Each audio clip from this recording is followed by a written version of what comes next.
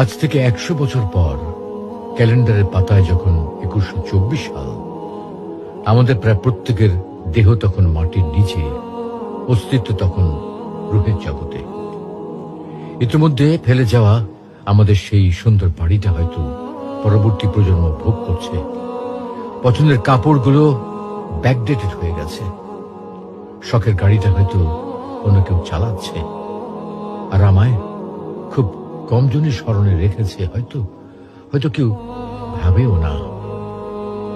হাতে তাদের সময় নেই, যাদের জন্য এত কিছু করতে করতে নিজের জীবনটাই শেষ করে দিয়েছিলাম। আচ্ছা আচ্ছা, বাস্তবতার এই জীবনে আপনি আপনার দাদার দাদাকে কতবার স্মরণ করেন? আপনার দাদির কথা আপনি কখনো কি আপনার মনে পড়ে?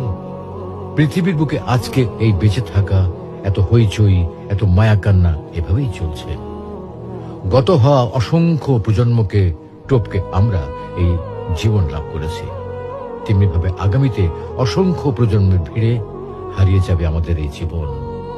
কিন্তু খুব কম লোকই সময় পায় ফেলে যাওয়া জীবনটা একটু ফিরে দেখার।